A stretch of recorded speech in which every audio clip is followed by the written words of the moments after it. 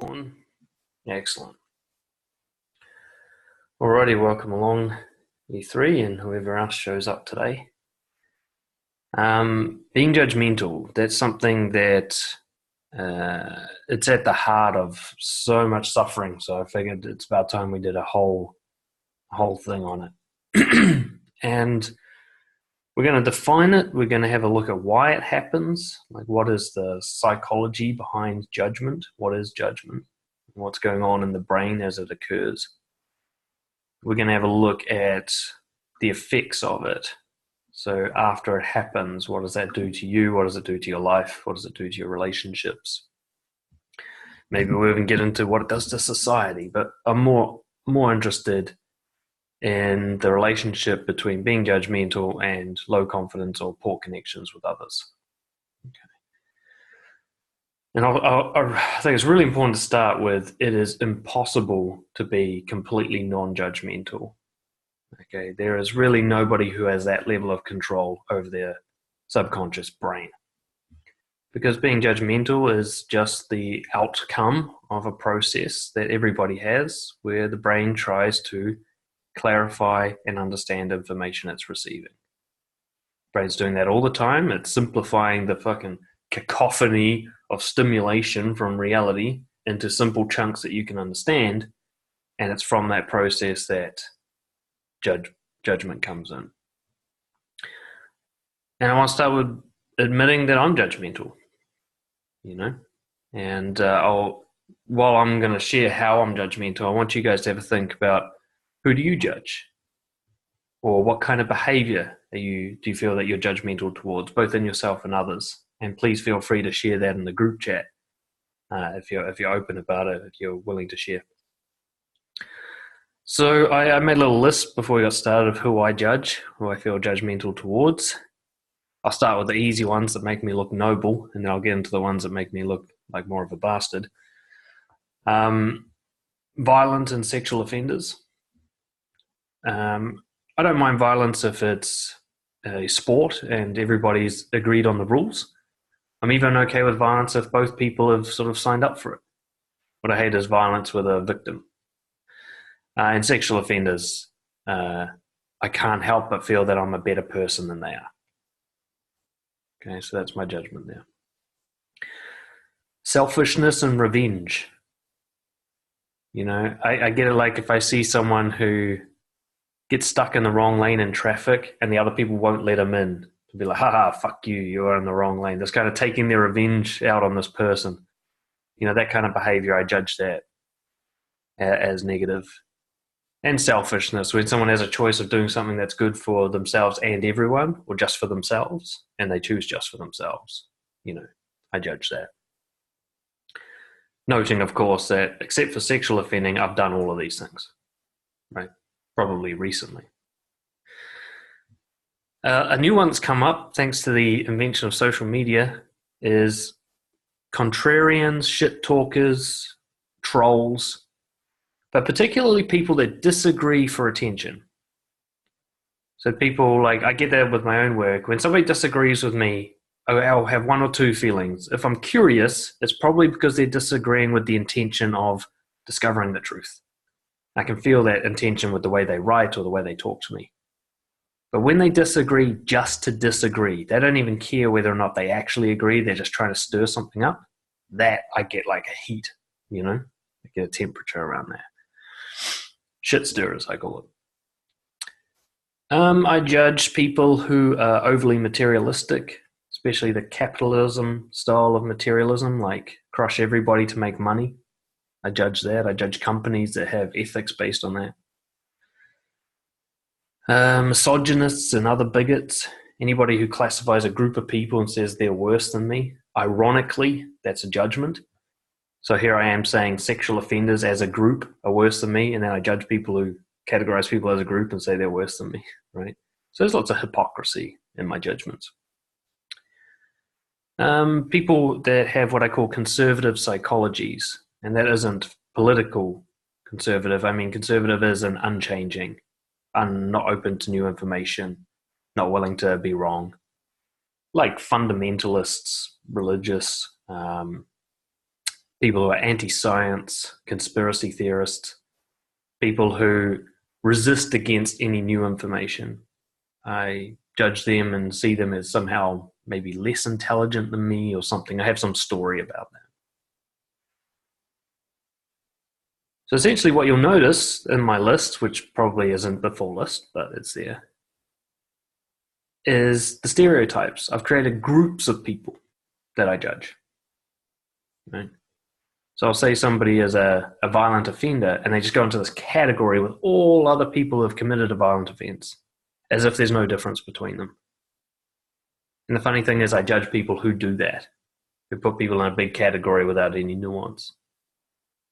So I judge people who do the exact same thing that I'm doing. Right?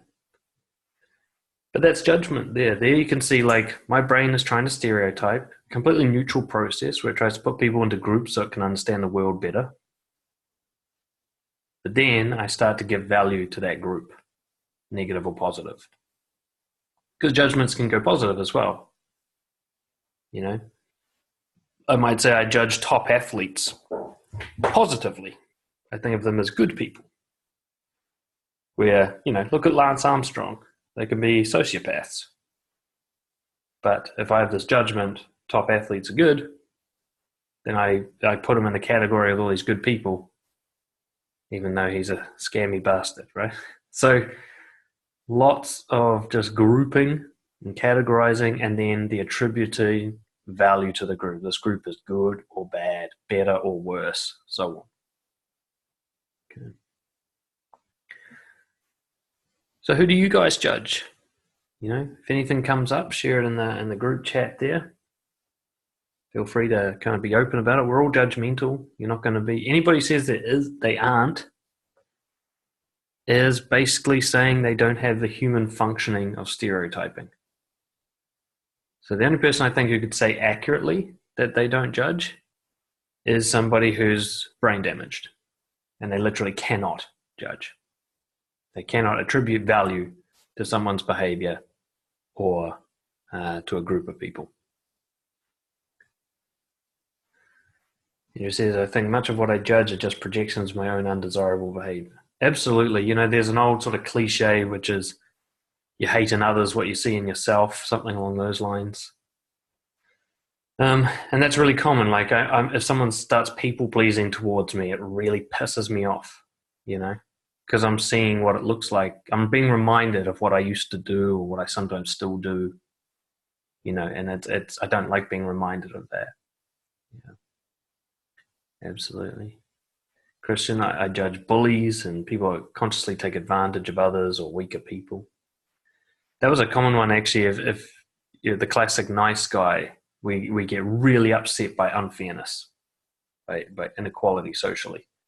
And bullying is a big one. Now, often because we've been bullied, you know, so it's a sympathy kind of judgment. But also the idea that we've got the sense that there's something wrong with the fairness system in the world. And bullying is like an example of that, especially because the bully often just gets away with it and goes on to live a reasonable life. There's no punishment. You know, it's not like in the movies where the bad guy dies at the end. Quite often in real life, the bad guy lives to 80 and then dies of old age. And he's fine and he's rich at the end of it. You know, and we really struggle with that.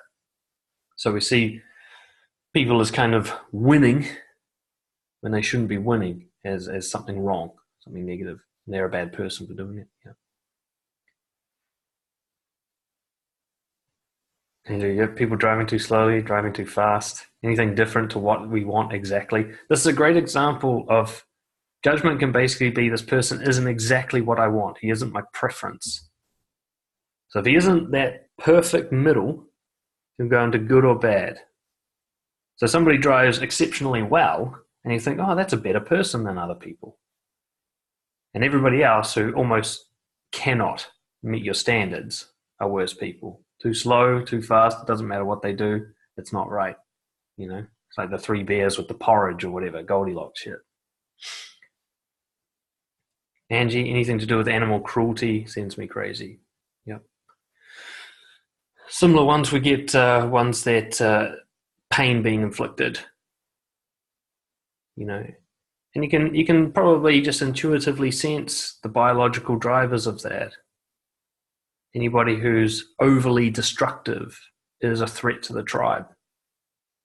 So we're going to come up through our genealogy, we're going to come up distrusting, suspicious of people who are overly destructive and wild and reckless, which could translate to criminals or animal cruelty. I suppose that's the same thing. People who beat their kids in public, anything where we're like, you're upsetting the harmony here, you're a risk to us all, can create a huge emotional reaction. Yeah. As you look at people that you judge, I want you to start thinking about why. What do you mean by judging them? What's the story you attach? So Angie, what's the story you attach to someone who does an act of animal cruelty? What do you tell yourself about that person beyond what they did? You know, Christian, people who brag, why is that something you judge? What is the story you tell yourself about that bragging? What's the kind of psychological profile you create of the person? You know, because that's the judgment process. It's not just having an emotional reaction to behavior.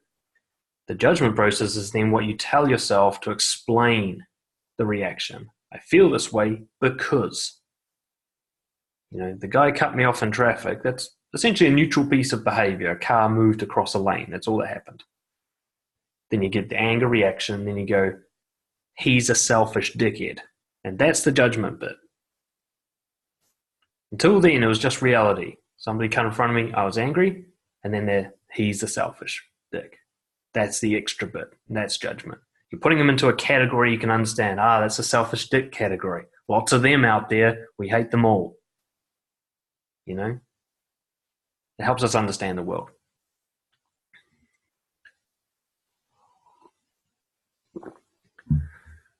So what is judgment? Attaching a narrative to a person, and that can be yourself. I failed at the test because I'm a loser. Notice how you can categorize yourself like that. Because I'm not good enough. It can even go to arrogance. You know, I did well at the test because I'm smarter than other people. Yeah.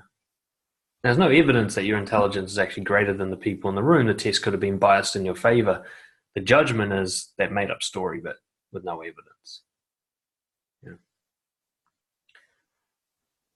So again, it's that story. Who is this person? What's that psychological profile you create explaining their behavior? You know? And yourself as well. It's doing this weird thing. Can you guys just all stop your videos and start them again? It's just gone weird on my side. Just need to restart. Thank you.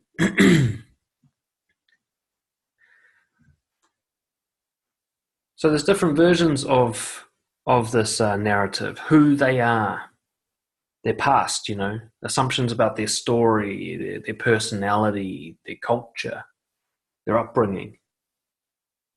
You know, you might see somebody engage in what you believe is racist behavior, and you say, oh, it's because they're stupid. It's because they come from X part of town. You got this because stuff about their past that kind of brings them to this point. You're like, this explains why they are like this now, you know. The reason you know it's a judgment and not an assessment of facts is because you haven't actually investigated this. You're making it up. Okay. Or you're taking a fact and you're turning it into a story. So this person's from the South Island, therefore they're a bogan. So you've taken this fact, they're from the South Island, which often you're not even sure of. You've just made that up as well.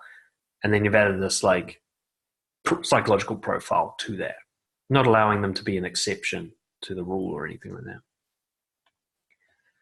But I think the big one when it comes to judging is assumptions around their intentions.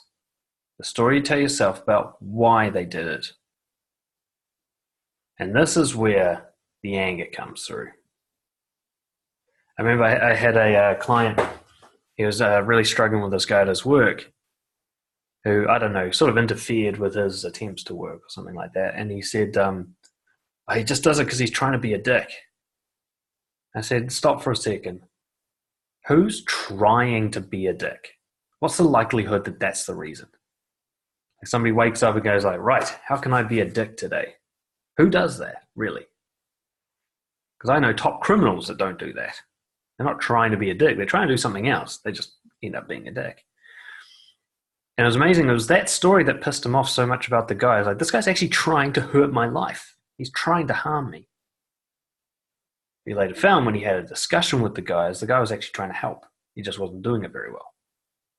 But the intention, this person's trying to hurt me. They're trying to cause harm. They're trying to be bad.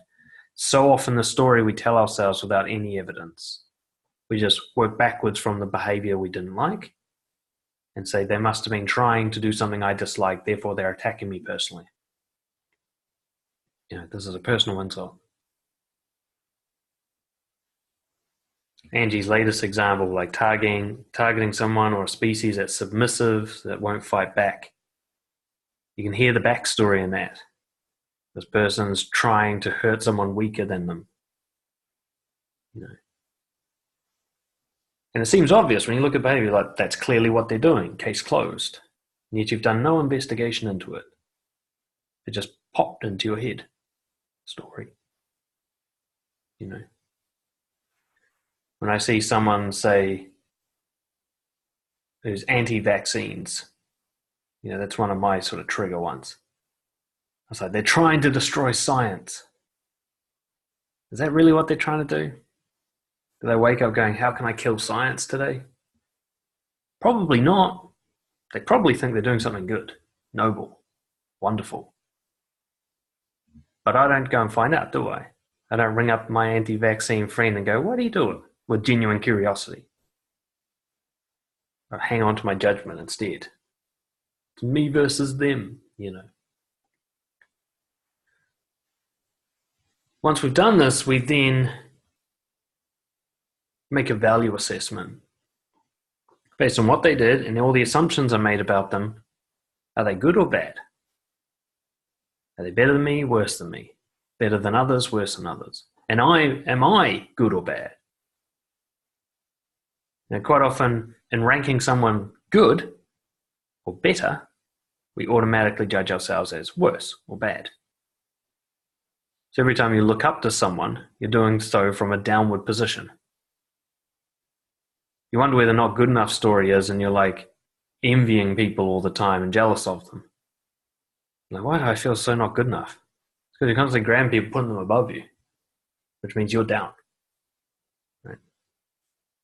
So this value judgment, is this person, what's their worth here? This person who cut me off in traffic, how worthy are they of life, compared to me? Do we need this person on the planet? I've actually heard Bill Burr was talking about it, the comedian, talking about in the way people. He's talking about how all the problems of the world can be solved by just like cutting the population down by about 2/3. He just thinks of the people that, like, his story is he gets to Subway and there's somebody who's never ordered a sandwich before and they're asking about the different types of bread and he's stuck behind them and just wants to kill himself. And he's like, we don't need this guy. We've already got this guy. Stop making this fucking guy. And that's a kind of that value thing. Like someone in front of you, in your way, doing something you don't like, doing something you hate, and you think, this person isn't as worthy of life as others. They aren't as worthy of attention, love, space, acceptance as others. And that's often all judgment is. Judgment is just value assessment. You're trying to figure out what's worth it, what isn't. Yeah. Which is great if you're 100,000 years ago tasting berries, trying to figure out which ones are poisonous, which ones aren't. Or you're hunting in the savannah, you're trying to figure out what's a good hunting area and what isn't. That's where being judgmental really helps. Lots of lions over there, lots of gazelle over there. That's a better place to hunt, right? Or this tribe kills their babies for fun. This tribe is nurturing and loving. This is a better tribe to be in. Right? Quite sensible judgments in terms of your survival and enjoyment of life. Now we get to the bit, hey, someone cut me off in traffic. That guy deserves to fucking die. Doesn't make quite as much sense anymore. He might be rushing to the hospital, for example. Or maybe you're the one who made the traffic error and you just didn't see it. Right? Or maybe you just need to chill out about traffic because everyone's going to get there eventually. It's not as clear cut as it once was, perhaps. It isn't life or death, yet we react in the same way. This person should live or die. You know. And quite often we project that into the future, don't we?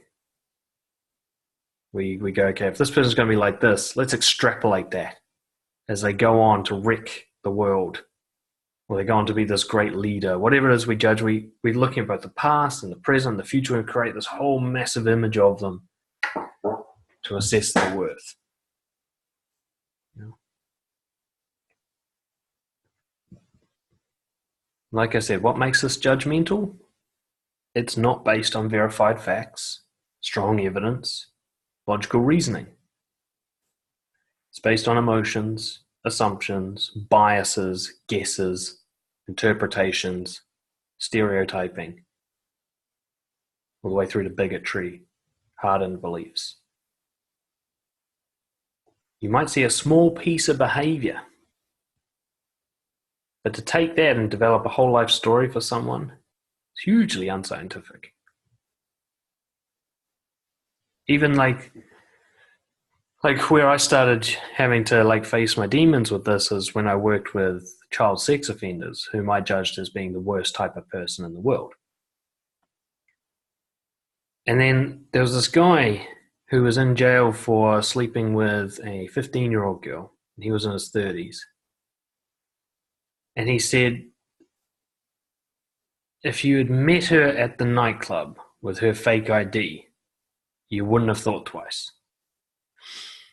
And I thought, that's interesting.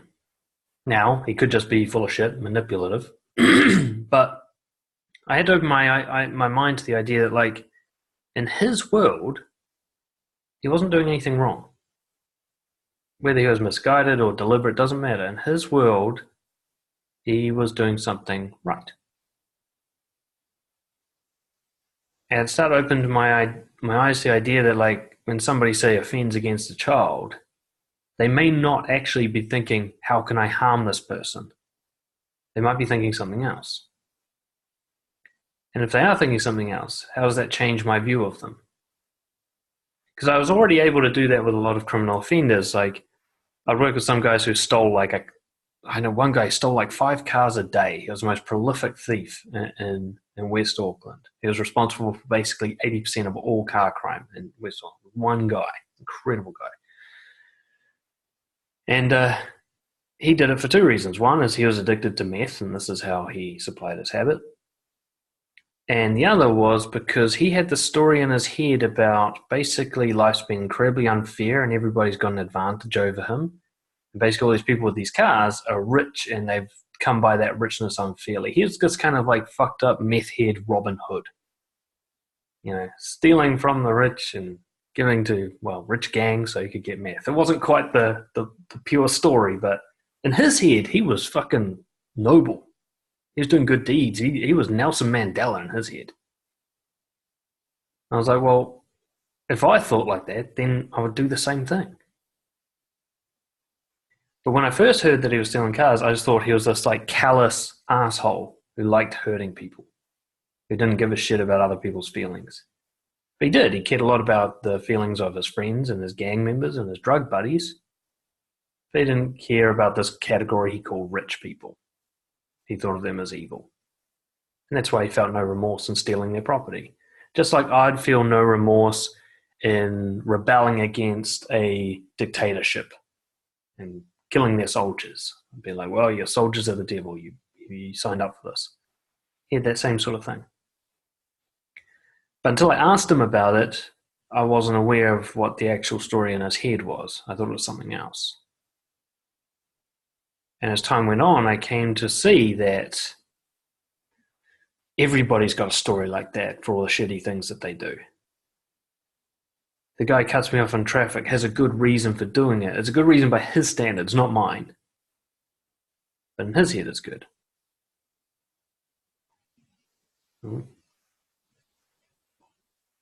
Froze up for a second there. You guys can see me all right? Yeah. so he doesn't die. Question from Angie. I'm curious. If we don't know why, if we don't know the story they tell themselves which makes their baby okay, and what would an example be of someone who hurts babies or animals? Okay, I can give you an example of someone who hurts babies. There is a psychological disorder called Munchausen by proxy. And essentially, it's really difficult to understand because it's just very crazy. But essentially, you use children to get attention. That's the underlying principle. So the by proxy is you use children to get positive attention for yourself. Now, this can be as mild as somebody who's like a pressure parent who makes their child excel at a sport so that they can reap the glory. But I once worked with someone who was also borderline personality. So they're borderline and Munchausen by proxy. If you understand psychology, you understand I'm talking about one of the most difficult people on the planet at this point. Now, what she used to do, as a lot of them do, is harm children to get attention. For example, she threw her baby out of a window just so the police would show up. In her mind, in her world, and it's really hard to comprehend, she is all that's real. Babies, other people, animals, they're just like, it's like playing a computer game. None of them matter. They're just bystanders. And in her world, in order to confirm that she's real, she needs attention. She craves it. She used to do very sadistic acts of self-harm just to get our attention. Like, I won't explain this stuff to you, but it was fucking disgusting that she would do just to make sure that we, because we had to respond to severe self-harm. And in her world, she's like a goddess, and the rest of us are her slaves. And if we don't obey, she punishes us. If we don't pay attention, she punishes us. And we're all just like pieces in a game. We're just to be moved around as she sees fit. The way you feel about moving around furniture in your house to make it look better. She moves around people in a similar way. Manipulates them, harms them. She feels no remorse or guilt about this because just like you don't feel bad about moving your chair from one room to another, you don't feel bad for the chair. That's how someone can think. That's how bizarre someone's psychology can become. And you'll all have done little bits of it yourself. Maybe you fired someone once because it was better for the company. And you're able to just see them as just an asset to the company that can be removed. You're able to dehumanize them a little bit in order to make that move. Or someone wasn't looking, you cut in front of them in the queue because you're in a rush. It's actually it's a small element of the same type of thinking. Of I have a need that's greater than this person, so I objectify the person in order to fulfill the need without guilt. We've all fucked somebody over for our own needs. She just does it. The dials are all up to 10 and she does it all the time. She can't comprehend a world where people are actually real. Somebody who harms animals, they can be psychopathic, they can be burnt inside with so much rage and hatred. As far as they're concerned, their mission is to inflict as much pain as possible to exact revenge for the injustice that they've suffered at their own hands or the hands of others. When I say they have a good reason, I don't mean a positive reason. I mean a reason that makes sense to them. Makes perfect sense.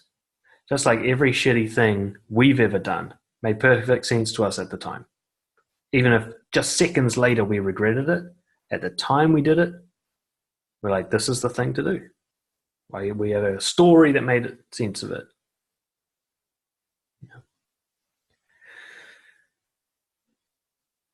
So I'm not saying when they have a good reason that we'll think it's a good reason or that we'll even understand it. What I'm saying is, okay, so I just saw Andrew drink water. That made sense to him to do that. There are people who harm babies with the same sense of sense, right? Like drinking water, harm baby makes sense to them. It's the same, right? Yeah. Often one follows the other. It's thirsty work, I guess. God, I'm getting dark now. But the point being is, we can't comprehend their reason, so we give our own reason. I would only do that if. I would only cut someone off in traffic if I wanted to hurt them. You know? I would only beat an animal if I was a fucking evil person. It's the only way we can comprehend, uncomprehensible behavior. And then we attach that story to them. Okay, I'd have to be evil to hurt an animal, so therefore that person is evil. Right? It's kind of like a reasoning we use. Rather than the more likely reasoning. They have brain damage and poor prefrontal lobe control. And that's why they harm animals. But we haven't done the brain scan, have we? We're just so evil, case closed. Yeah. And it's not to ever say that eventually one day we'll get to a point where we go, okay, all behavior is therefore neutral and good. It's not about that. Because this isn't really about people who kick animals and babies, people who cut you off in traffic. It's about the people in your lives that matter, the people you could be in relationships with whom you're not because of your judgments. And more importantly, it's because of the relationship you have yourself. If it's not good, I guarantee you it's because of being judgmental. Judgmental being the opposite of acceptance, of just, it is what it is, I'll let it be. It doesn't need to be fixed. Let's have a little look at why judgments happen. And remember, you can put your questions and statements in the chat box there, and I'll speak to those. Essentially, a judgment is reacting to what you consider to be different. You see something that is not what you think you do, which isn't the same as not what you do. It's not what you think you do. And because of sort of ancient tribal fears, basically, we react as if it's a threat.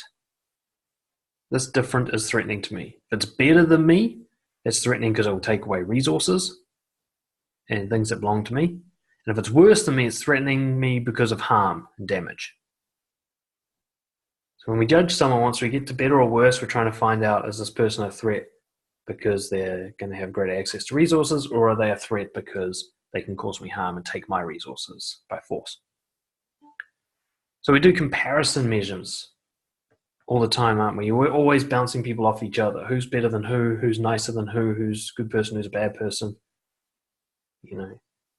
And then we are one of those people involved in that comparison.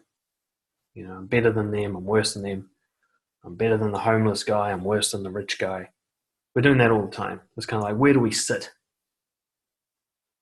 Because people above us are threatening and the people below us are threatening. We need to know what kind of threat we're dealing with, how we manage that threat. So we ingratiate ourselves with those above us. Hopefully they'll share their resources if we're nice to them.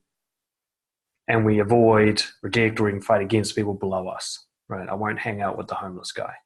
He'll steal my shit.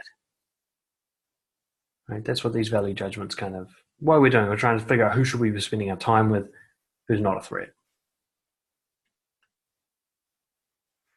Christian says, I'm generally accepting of behaviors of others, but when it comes to loved ones, family, friends, girlfriend, I find it hard to leave my emotions and judgment aside. I end up being judgmental with them, driven by my beliefs, assumptions, upbringing. Yeah. Often we get most affected by certain categories of people, don't we? And for a lot of people, that's the ones closest to us. A lot of people are worse with their family than they are with strangers. Why? Because of the vulnerability with family. Family are the ones who can hurt you. They're the biggest threat. Right? Stranger doesn't agree with your political beliefs or does something stupid, you just walk away from them. It's fine. But if your mother hates you and you have to live with that, crushing. Right? So there's this threat, and the threat these days is largely emotional, isn't it? We don't have to worry that someone's tribe is going to come and, steal our cattle and our women. It's not like that anymore. But they might say something that hurts our feelings. They might do something physical or otherwise that harms us. Or they might, take something that we believe is ours. It becomes quite sort of metaphysical almost. Someone steals your girlfriend. Well, nothing actually got taken. She just preferred someone else. But the story in your head was something was taken from me. It's a very kind of subjective story. It's basically as simple as looking down on others or looking up to others. Remember that key principle. What makes it judgmental? Not based on verified facts, strong evidence, or reasoning. Based on assumptions, emotions, biases, cognition that's kind of faulty. And because we need to measure value to determine our own value, to determine the threat to our value, we start looking for things that we've kind of been trained to think are valuable, like skills. If someone is better at a sport than I am, they're better than me generally. That kind of extrapolation we do. If someone's good at something that I like, I automatically place them on the better than me in general category. You notice how people get a bit starstruck when they meet someone who's at the top of their field. You know, I'll see people in dancing all the time are too scared to dance with the instructors. There's kind of like worship happening. Same people disdain dancing with beginners. People aren't as skilled, like, worst person than me. I'm not even going to talk to them. Right? Or resources. Someone who's wealthier than me in whatever it is that I'm measuring is better than me. Someone else is worse. So if I'm particularly needy about having a partner, then everybody who's got a partner is better than me. Doesn't matter how good their relationships are going. Doesn't matter like how well they're living, how much integrity they have. They win because they got a partner and I want one. Right? Well, they're a millionaire and I'm broke. Therefore, they're a better person than me. No assessment of how they came about those $1 million, how they spend it, how they treat people in general. Doesn't matter. I've seen their bank account. Case closed. That's being judgmental. Yeah. And notice it's almost always got something to do with you. It's all of this compared to me. Some people only look upwards. So everybody below them, they get this kind of patronizing comfort with like, oh, I love everybody below me because there's no threat there. So I'll go talk to the homeless person like, are you all right? Are you a good boy today? Like, it's kind of like they're little children to me, you know. But then you meet the president and you're shaking. Like, oh my God, don't fuck this up, right? You know, they're all just meat sacks with skeletons. They're all just primates walking around. But what the story adds to them changes our emotional reaction. And luck. Have you noticed how you judge people as luckier than you? You can judge them as either better or worse. Someone who's particularly good looking, perhaps. Such a snobby bitch. Right? Just because they look good. Right? And you're concerned about your own looks. You know. Or someone who's naturally gregarious and extroverted, so they're just always popular, they can't help it. You think, so superficial. Right? That little story you tell yourself to kind of pat yourself on the head and say, it's okay. You know, they're a dick, don't worry about it. Or you judge yourself. You say, I'm worse than they are. That they deserve that good luck and I am unlucky because I'm a magnet for negativity. There's something inherently wrong with me, that toxic shame, you know. I bring this about. I deserve this punishment. All these value measurements, they're fictions that you create. Yeah. And a lot of it's about translating an emotional reaction into a narrative. I feel this way. How do I explain that feeling? Right? You get a feeling of jealousy. How do I explain it? This guy's trying to take something of mine. It's a threat. Now I understand it. That's where my jealousy is. This guy I'm looking at, he's the reason. This evil bastard talking to my girl, you know? Because you're not like a psychiatrist that can go back through your head and go, well, actually, you've got some damage in the parietal lobe caused by some neglect that you suffered, and it gives you a jealous reaction whenever you perceive someone to be blah, blah, blah. You don't get to have that kind of insight. You just go, this guy's taking my shit, right? And you just have that story to go with the emotion. Someone cuts you off in traffic, you get angry, and you go, this guy's a fucking dick. Rather than, actually, I haven't been balancing my life very well, and I've got high cortisol levels, and I'm susceptible to irritation at the moment. You don't tell yourself that story, right? So he did something to me straight away, and then you believe the story.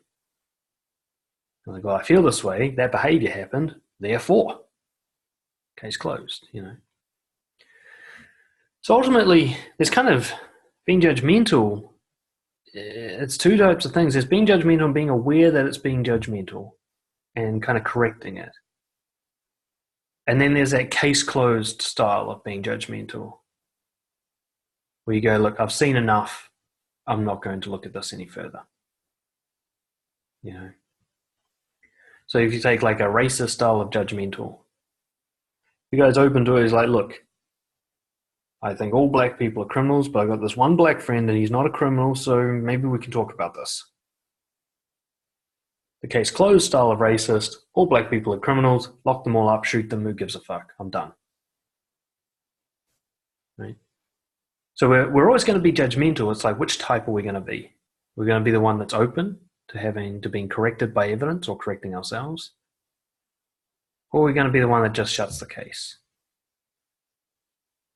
You know, we're that racist one, and there's potentially, you know, thousands of people with dark skin who could be a great friend for us. So we're just going to close off that opportunity, stick with the judgment, or we're going to open the door and have another look. The thing is, though, if you don't agree that you're judgmental, you can't look at any of this stuff. If you don't want to believe that you're judgmental, then you won't be able to do anything about any of this. The door will be closed on even examining being judgmental itself. You know? Because I think the most important aspect of all of this is if you're judgmental towards anyone, then you better believe you're equally hard on yourself. It's kind of like a light looking at things, and when there's nothing to look at, it turns around and looks at you. You notice that? When you're alone, there's no one else to judge, it doesn't turn off. It just finds the only person in the room to judge, and it goes to work. I've got some theories as to why this happens. There's a couple of things that come up with my clients when I always question them when they judge themselves. I'm like, why? What's the benefit in doing that? Why do you do it? One is people believe that harsh judgments are motivational. If I'm hard on myself, I tell myself I could have done better, it wasn't good enough, I'm useless, that will motivate me to do better. There is no study in the fucking world that backs that up. Telling someone that they suck at something is not motivational. Telling someone they could have done better is not motivational. There's no science behind that. Encouragement, praise is. Right? Recognition, that is motivational. You can see productivity levels rise with that style of management. And like Christian says, you also encounter people that never judge themselves or their actions. Well, there's a difference between judging and assessing. Remember, judgment, no strong evidence, no facts, no reasoning. Just assumptions and biases and narratives and bullshit. Self-assessment, here are my values, here's what happened, do those two things align? A single piece of behavior, how does it line up with my values? That's an assessment. Going, this single piece of behavior, does it tell me if I'm a good person or a bad person? That's a judgment. You can say, okay, what did I say? Was it honest or dishonest? That's an assessment. To then go, well, I was dishonest, so therefore I'm a fucking loser, that's a judgment. Right? To even say I'm dishonest, it's like, no, that thing I said wasn't honest. I can't be dishonest as a person. Right? That would be a judgment. It's an over-categorization. Me as a person is actually like a category. When in reality, I'm a different guy every day. I'm 1,000 guys. You know? There's also legacy. You judge yourself because others judged you when you were younger, and you're just carrying on that legacy on their behalf. You were bullied, neglectful parents, harsh parenting. They're long gone. They're not in the room anymore, and you're just doing what they kept doing. It's their voice. You know, somebody like ostracized you from the group. Some bully kicked you out of the cool crew or whatever when you're in school and you're by yourself. That bully's long gone. You don't know where they live anymore. And now you're telling yourself, I'm a loser, nobody likes me. Right? You got taught something and then you kind of like trained in it and then you do it to yourself. Right? And that's often where self-fulfilling prophecy comes from. You believe it, you act according to it and make it true. If you tell yourself you're a loser, nobody likes you, You won't bother trying to socialize or get to know people, and therefore you'll be alone, and it confirms that you're a loser who nobody likes. Right? That's judgment. Whereas assessment might be like, I'm feeling very lonely. That's an assessment. Or I'm having some trauma, I think, from bullying in childhood. That's an assessment. It's neither good nor bad. It's just what's happening. It is what it is. Right? Another version of judging yourself is the not good enough excuse. The not good enough is kind of like the atomic bomb of judgment. It's the one you can just use to just demolish everything if you want to. But the reason I call it the not good enough excuse these days is because it gets you out of shit. If I'm not good enough, then why bother? Right? Can't expect someone who's not good enough to do something. Therefore, I'm off the hook. And you'll notice that even when, like, especially people in self-development, they'll eventually hit a point where they're trying really hard and they're doing all this good stuff, and then they just keep calling it not good enough. It's like, yeah, okay, I went and spoke to strangers today, which was a big move for me, but I only spoke to 4 strangers when I wanted to speak to 6. So therefore, I kind of let myself down. As opposed to, like, I normally speak to 0, and today I spoke to 4, which is the more accurate measurement. But the not good enough story is like this acid that eats away at the bottom of your achievements until eventually they fall through the hole. And you're left going, well, what's the point? Because I just suck at everything. The truth is your progress curve has been steadily going up, but you just imagined one that's a little bit higher and did a comparison. Imagined one. I can imagine that my business is going better than it is, and then compare to that imagined business. Or, as an assessment, I can just look at how my business is going right now. No comparison needed. How much am I enjoying it? How's the income? Am I aligned with my values while I work? That I don't need any judgment. I can do a kind of factual assessment there. And then the one that Chris alluded to, arrogance. To avoid improvement, you just judge yourself as killing it all the time. You're just on point. Nothing could be better. So often those people that don't ever judge themselves, they do, but they judge themselves as winning all the time. Right? So the kind of comparisons they do end up with them being a winner. So like somebody who's, you'll notice arrogant people tend to look for people who in their particular field of interest are doing worse. The arrogant dancer likes to dance with people who are less skilled than they are. The arrogant kind of person around wealth likes to hang around with poor people and brag. It's just kind of like constantly being the biggest fish in the pond scenario that they create. Again, the self-fulfilling prophecy that goes the other way. And again, the problem is it's not based on fact. Yeah, you might be able to dance well, but are you sure you're not making mistakes? Are you sure that the other people are enjoying dancing with you? Are you looking for that information? Or are you just telling yourself a story that fulfills a kind of identity you want to keep up? Basically, all this stuff is just cognition to try and make life easier. Your brain's just trying to, it's kind of lazy. Your brain doesn't want to do all this work with every single individual, every piece of behavior goes there.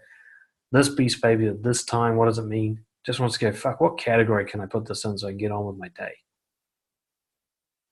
Trouble is, when that runs rampant, when it goes beyond just trying to figure out what the difference is between food for breakfast and food for lunch, it starts affecting your self-worth, starts affecting your relationships with others. You can't turn it off, but you can respond to it in a helpful way. So now we're going to move into what to do about it. Kind of final part here. But before I do you guys have any questions or thoughts on what we've talked about so far?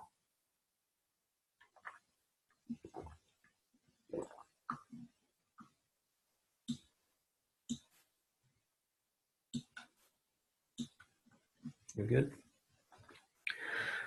So, I think I called the webinar "How to Stop Being Judgmental," which is not an accurate title. You're never going to stop. How to manage being judgmental would have been more accurate.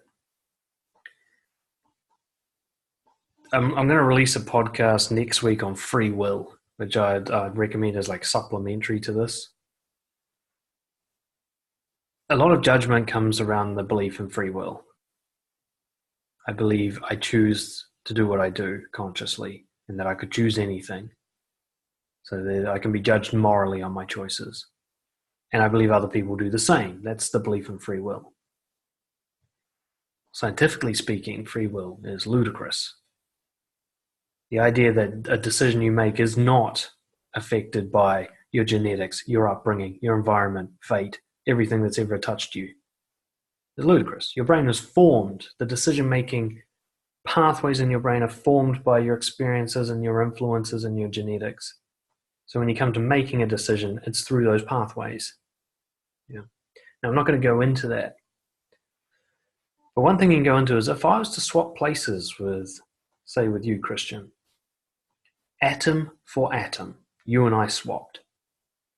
Particle for particle, I became you and you became me.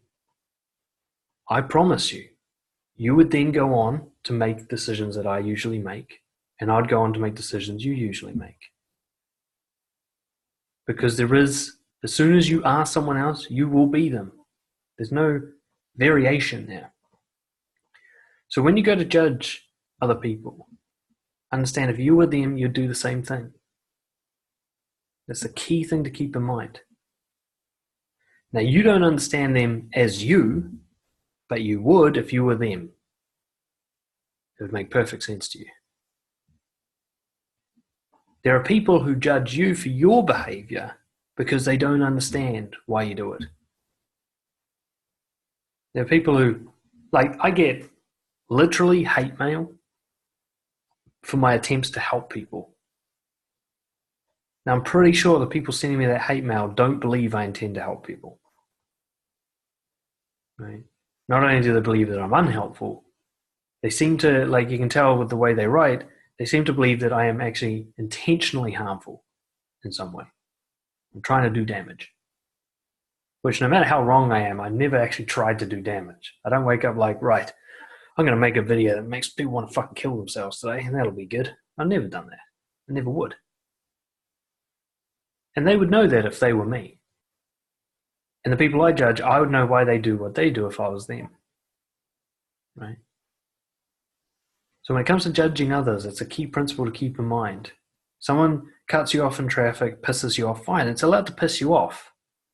But before you go and tell yourself why, go, I don't know why. All I can be sure of is they probably thought it was a good idea. Just like I would. Just like that time I had to cut off people because I got into the wrong lane. I know what it's like. I've done it before. And even when you see something extreme, like the examples that Angie brought up, someone like kicking a dog or something you find abhorrent, I think, if I ever harmed a living human being, I thought it was the right thing to do at the time? You know? Like, do I eat meat? Have I ever? Have I slapped a mosquito? Because if so, I can get a sense of why they're doing it.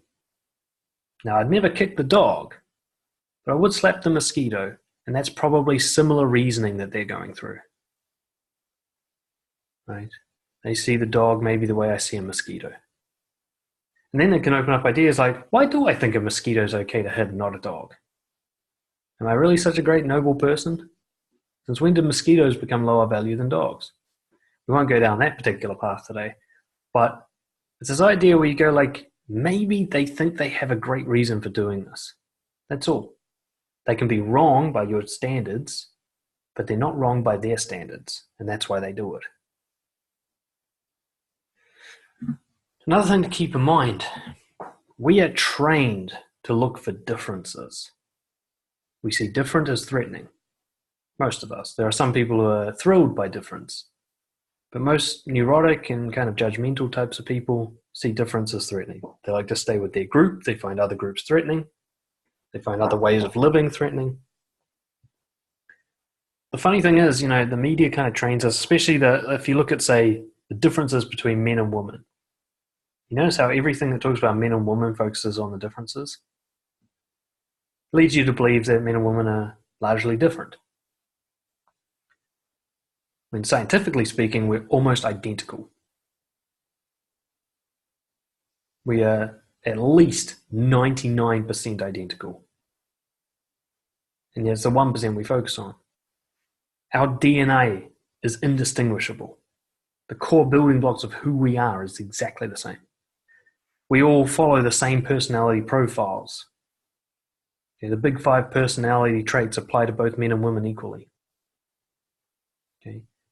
Nearly all our physiology, our hearts, our lungs, our intestines, our muscles, our nervous system, our brains, our eyeballs, all of that's the same.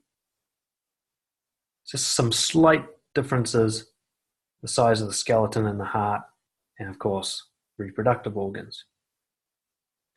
The media goes on and on about these slight behavioral differences, which make up a tiny, tiny percentage of the overall picture.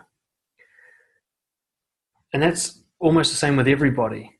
Every person you look at is judging you, and that you're judging as different to you is actually mostly the same as you. And get to know them, it increases even more when you realize, fuck, they do different behavior for me, but they do it for the same reasons that I do shit. Just a slight variation of behavior. I saw this when I noticed a guy who beats someone up. His reasoning for doing it is the same reasoning: I'll sulk to punish my girlfriend. Now, I don't use violence. I use sulking. He uses violence. But the reason we do it, what we're trying to accomplish, identical. Trying to manipulate someone into giving us respect. Exactly the same. If anything, he's just braver. He doesn't mind using his fists. I'm too scared to use violence. So I use sulking instead. So someone cuts you off in traffic. Maybe you never cut off people in traffic. You're too good for that. But the reason he did it might be the exact same reason that you do stuff. Like maybe he's doing it because he's late for work. He's panicking about doing a good job. And that's why you do shit. You're always trying to do a good job. So right up until the point where he actually cuts you off in traffic, everything's identical. And you're focused on the near difference in behavior. And then you blow that out to make it, we are 2 different people, which is scientifically absurd to say. You're in the same species. You're almost exactly the same in every way. Just like we can't tell the difference between 2 sparrows. Right? We'll get a big write-up come through here. Excellent. Actually, Chris, I might come back and talk to you about this after I'm done with this little spiel. So you got to challenge your assumptions. As soon as you notice assumptions coming up, the because story, as you ask yourself, how do I know for sure that that's true?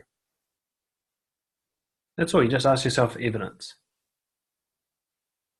Okay, that person is hitting animals because they're evil. Okay, I know they hit animals. Now, where's the evidence for them being evil? Where's the psychological profile testing? Where's the criminal history report? Where's the brain scans? Don't have any of those? Then what the fuck are you talking about? How can you know for sure without those kinds of pieces of information? And just identify, okay, this is a judgment, not an assessment. The thing is, you might not necessarily be wrong. Your judgments are bound to be accurate, at least at some point in time. Even a broken clock is right twice a day, But the odds, look at it this way. Let's say you judge someone as evil based on your no psychological training, no clear idea of what evil even means, no neuroscience training. What's the likelihood you're accurate, given the tools that are more accurate than your guesses? What's the likelihood that you can read someone's mind versus not? Unless you're some sort of FBI profiler trained to read body language, what's the likelihood that you can judge someone's body language accurately? the answer is I'm not sure, then let's just not acknowledge that. That's all. Just go, okay, maybe I'm not sure. I've been doing it a lot lately. I keep using this example because it's just an interesting one in my life, my new boring routine life. As I walk through this park almost every day, and almost every day there's kind of like either homeless guys drinking or like groups of teenagers drinking. Kind of like a rough park now, I think about it. And every time I feel this hostility as I walk towards them, their body language or who they are or whatever, my judgments tell me I'm in danger. 100 times I've walked past them, 100 times not a single negative thing has happened to me. My judgment is wrong. And it still comes up every time though. Every time I see like this guy with big pit bulls on the piss with this other guy with little pit bulls and they're both drinking, they're shaved and covered in tats, I'm like, here comes trouble. Never once has there been trouble. They don't even look at me. So where's that here comes trouble assessment coming from? Because it's not based on fact. It's not based on logic.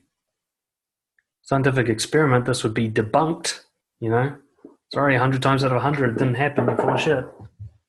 Right? There's no significant correlation here. So I just keep challenging it. I'm like, no, I notice how it comes up every time, and every time it's wrong. And I just notice that. Basically, I'm trying to train my brain. I'm like, look, see, you're wrong again. You sure? Double check that shit. And of course, the most practical way is to go find out the real information. Whenever you've got the opportunity, get to know people. Go to the individual and explore. Yeah. And that includes yourself. When you're making judgments about yourself, go, hang on, is this an assessment or a judgment? Right? I found out something about myself the other day that was interesting. Now, I've always had this kind of insecurity about, I'd call it, say, being weak. Right? I was kind of an academic, creative, artistic kid where all my peers were like tradesmen and athletes. So I was at least sort of physical out of my friends. So I'd constantly compensate for this. So I went and played rugby, even though I didn't particularly enjoy it.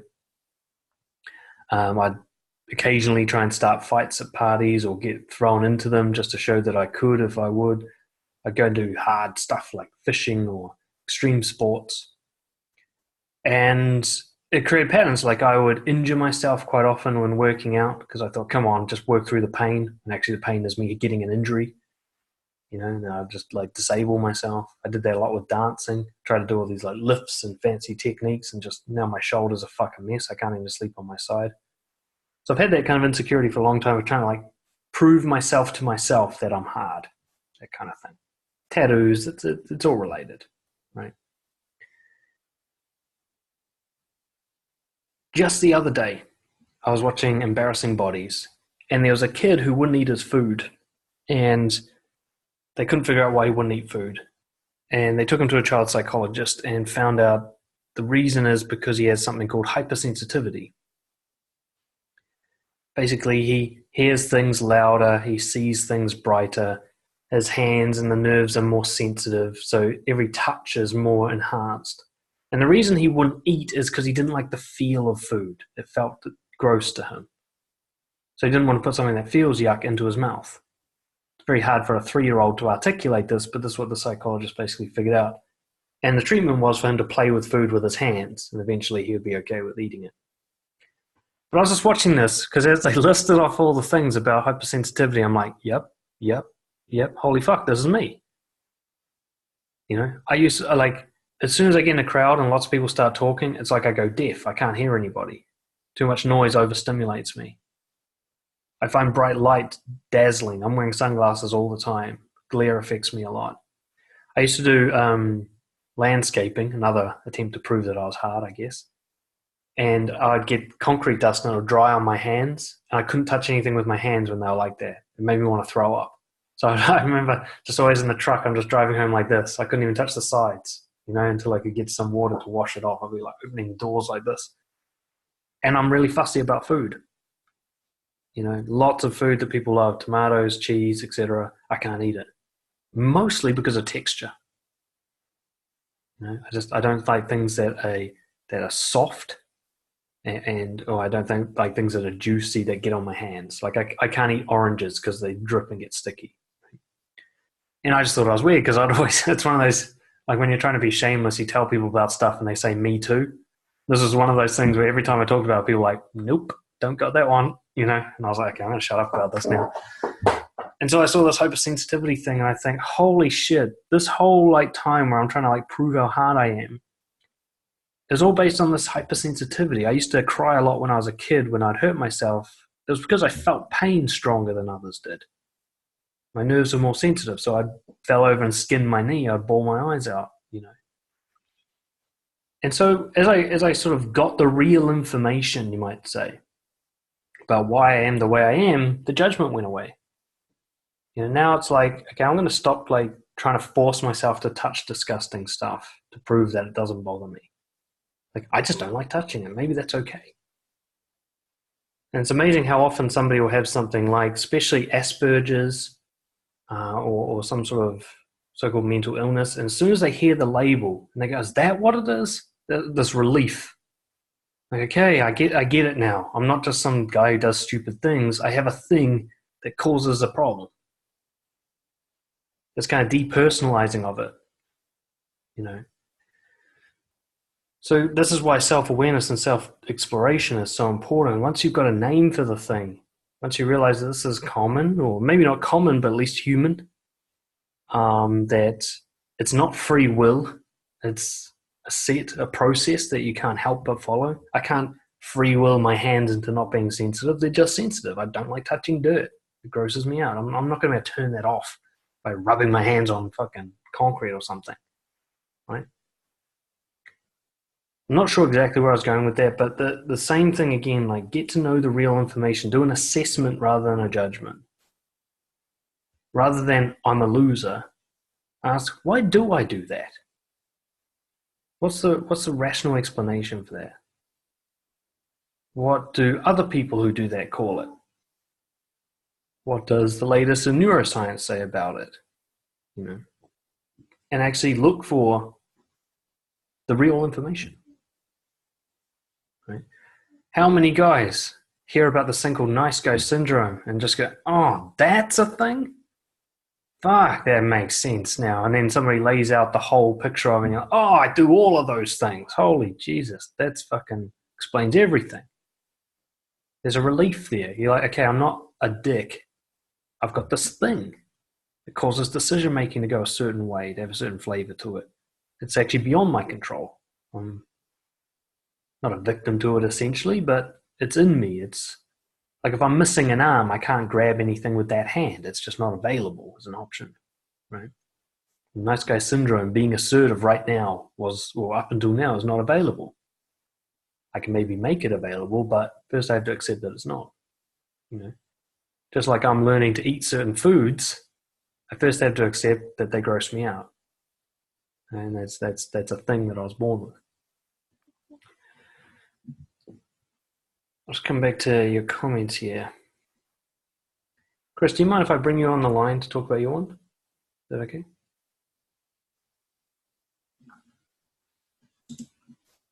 There you are.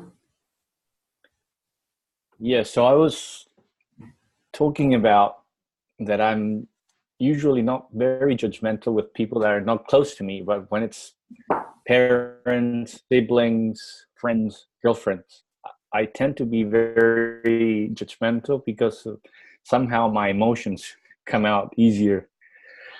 And referring to the long-term relationship I was in until a few months ago, I thought I knew this girl very well after 9 years or so. And then we once opened up about our sexual behaviors when we had been single. And she finally opened up and told me that she had been sleeping around the last couple of years and she had had lots of casual sex. And although I tried to remain silent in those opportunities, somehow my face, my expressions showed up a lot of judgment. And from then on, the relationship changed and a lot of doubts and confusion and distrust grew over time, and it was hard to see her as the woman I had previously seen before. Now I saw her value in my eyes kind of decreased, was lowered, and it was never like before.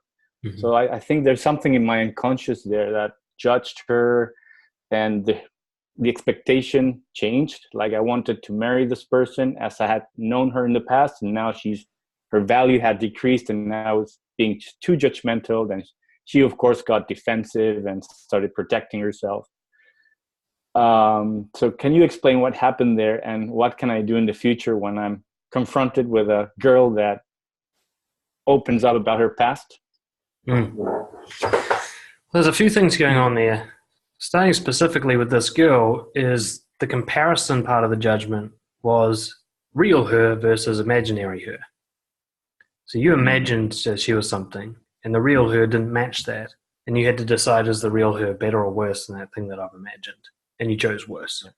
Yeah. Now, as to the part where you chose worse, that's something that doesn't have anything to do with her. That's something else. A belief system about promiscuity, perhaps.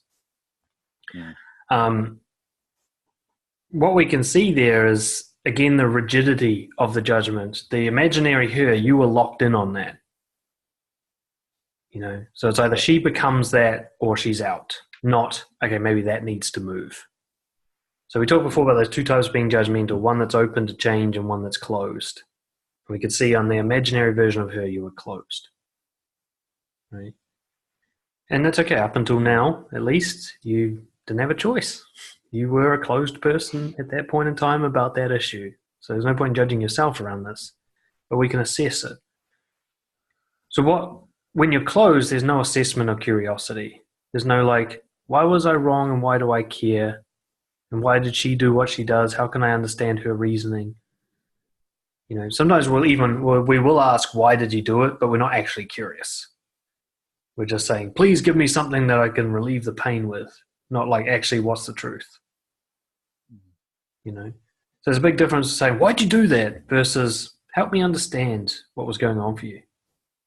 Put me in your mind. Because that's behavior I'm not used to, but I want to understand it.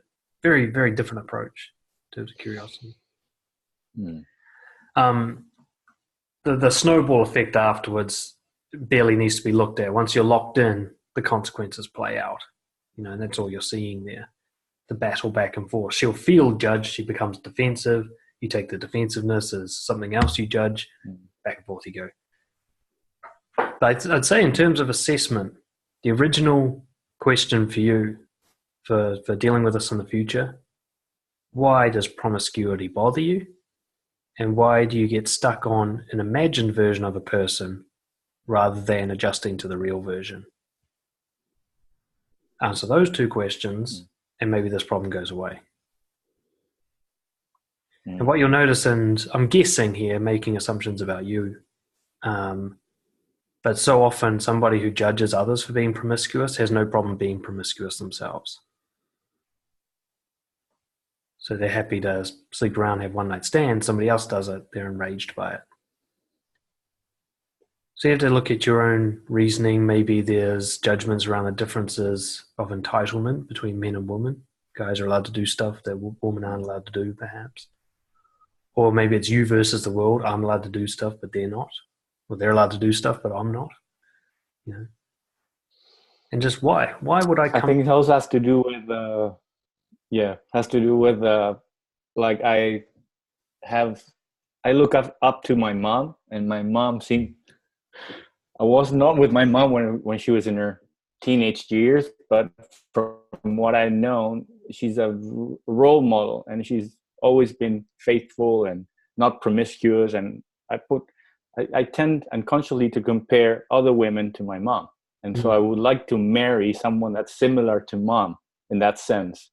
So when I find out that my girlfriend has been slipping around, it causes confusion in my brain. So, and then, as you say, we start, the doubts and the confusion and the judgments. And so there's something that I have to work on. And this of course, the imaginary person was always there for years. And now this image of the person I wanted to marry has it's not the same person anymore, and her value before my eyes, and it's lower now, and I have to adapt to this reality. It was tough. There's a lot of judgment there. You're also judging your mum. How many facts do you actually have? Or do you just have what you were told and shown? Yeah. You know? I mean, there's plenty of women I know who will probably tell their children that they were faithful little princesses, but I know they weren't. Right? Yeah. And there's also the question, what's threatening about someone being different? Thanks. You know? That question, what's threatening about someone being different to your mother? Why do you find that threatening? Why do you consider that to be unsafe rather than interesting or exciting? Just that why question.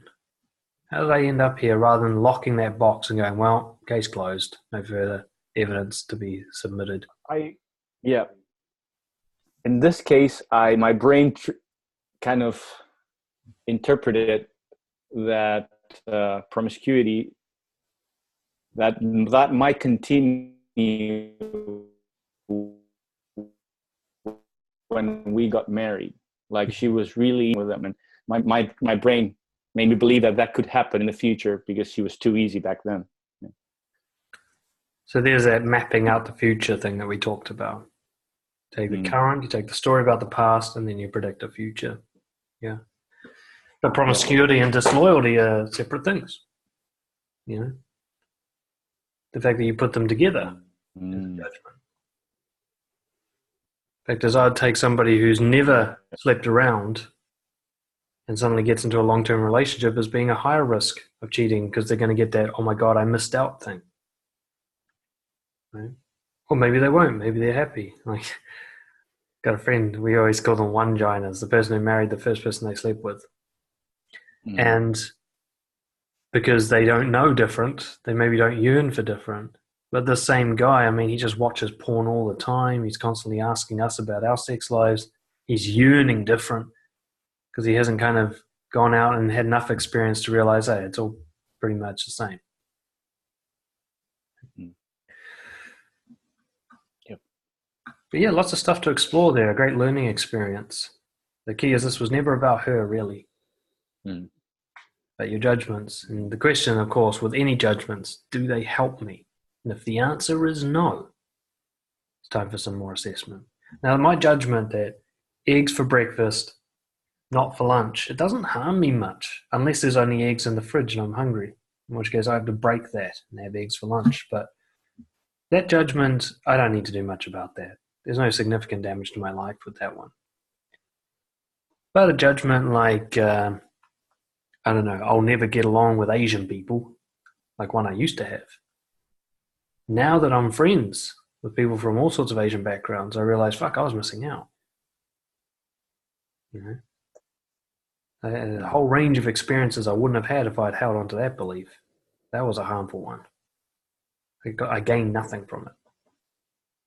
I missed out on lots. Cool. Now, see something more from Andrew here. Even if you're able to identify whether a judgment is accurate, it doesn't tell you what the underlying reasons or causes are.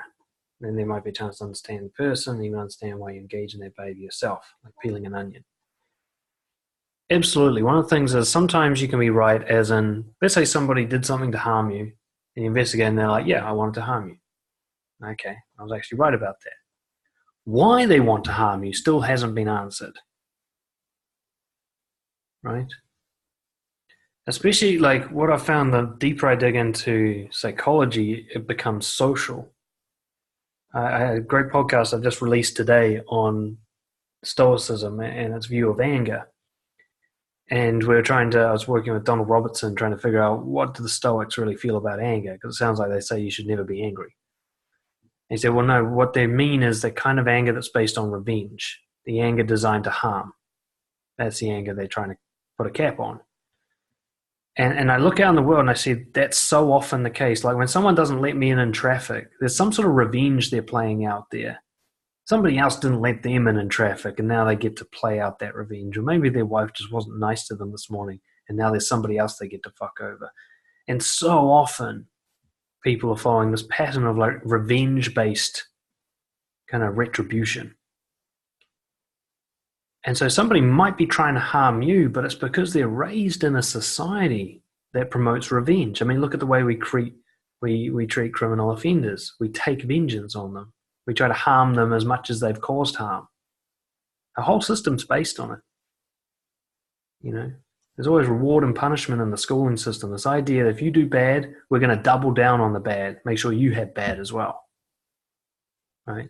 So somebody might harm you simply because they've been trained to take revenge. It's actually got nothing to do with you. They do this to everybody. Right? So you might be right in their motives. But where their motives come from probably have nothing to do with you. In which case taking it personally doesn't make sense. Right? Someone being promiscuous, they might be like, yeah, I wanted a lot of dick. You're like, I knew it. Right? But maybe it's so that when they did finally settle down, they wouldn't feel like they missed out. Not because they were trying to hurt your feelings. Maybe they're actually trying to ensure that they would be loyal in a relationship by removing the temptation, by getting it out of their system. Who knows? But if you don't bring curiosity, they're not going to give you that kind of revelation. It might be because they were sexually abused as children and this is their coping mechanism. That might change the way you view it as well. You know, I had this girl who was sending me, a long time ago, sending me like really dirty photos of herself with sex toys and stuff, just out of the blue, basically. I met her once and suddenly I'm getting these photos. It's like a dream come true, right? Until someone told me, yeah, she was like sadistically abused as a kid and she's been like this ever since. And all of a sudden this went from really hot to really sad. Now, if I hadn't found out that information, I would have actually played into her unhealthy coping mechanisms. Would have gone and slept with her and just played out the same harmful pattern that she's stuck in, which is just, you know, blocking out the pain with sex. You know, instead, I can't remember exactly what I did, but if it happened again now, I'd recommend that she go see a therapist rather than try to sleep with her. Right? The judgment guy was like, sweet, I got some chick who's up for it. The assessment is, no, I've got a damaged person living out their trauma. Not quite as hot. Right?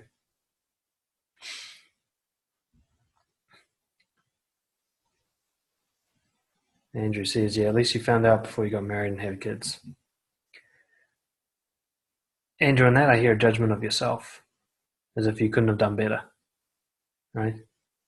As if you weren't trying to do the best thing you could possibly think of doing at the time. Right? You found out now. You've gone from judgment to assessment. Right? And you learn a lesson. When you meet people, lay out the deal breakers. I learned that one from my friend, actually. I was lucky to learn it vicariously without having to suffer learning it the wrong way. But a friend of mine, when he'd get a new girlfriend, he'd be like, just before they had the girlfriend-boyfriend talk, usually take them for a drive and say, we're going to have a talk, and here's what you need to know about me, and here's what's not going to change. Before you sign up for this, you need to be on board with that. You know, talk about being in a band or traveling for his work or a sick sense of humor or whatever. See, those things are non-negotiables. Don't look at me as a fixer-upper. If you don't like those things now, you're not going to like them later. So he's willing to lose people, you know. Now that's not directly related to the whole judgment thing, but this idea, like when you assess a situation, what really happened? Was it that we were just useless people, or we didn't realize we needed to have this discussion at the start? We just didn't know. That's an assessment. I know now. The original me, if he had known that, he would have done it. So obviously he didn't fucking know it. Right?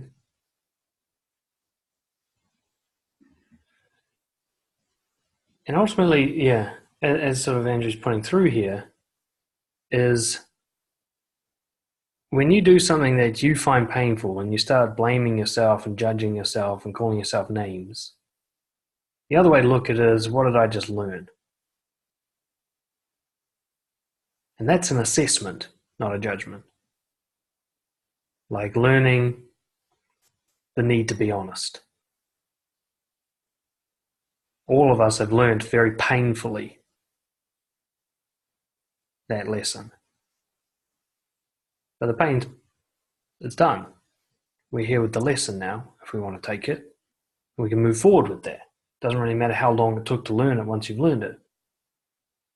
Or you can sit there lashing yourself on the back for not having learned it earlier, even though you couldn't possibly have learned it earlier, or you would have.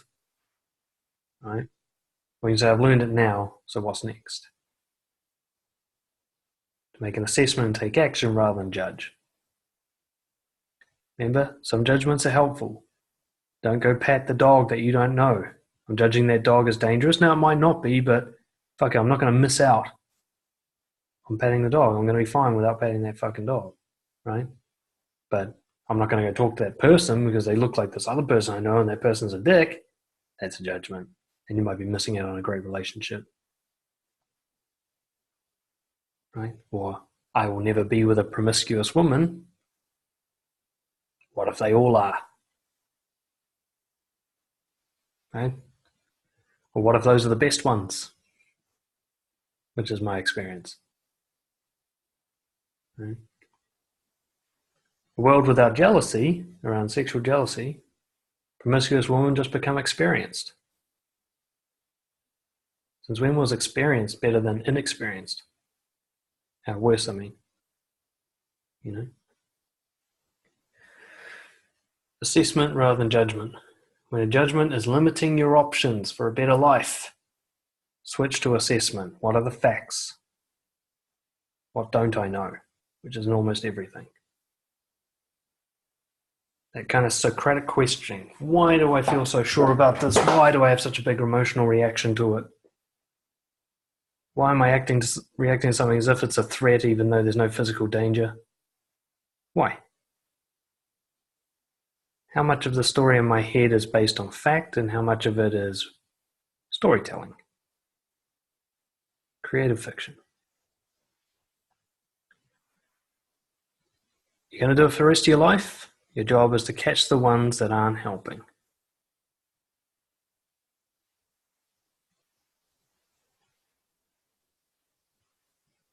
Alrighty.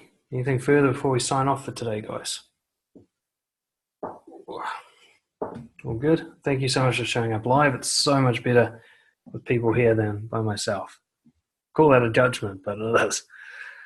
And yeah, keep an eye out next week for the podcast on free will, because I think that will basically, I think to be judgmental about other people, you have to believe in free will. And once you sort of change or shift that belief, other people become a lot easier to tolerate. So we'll see.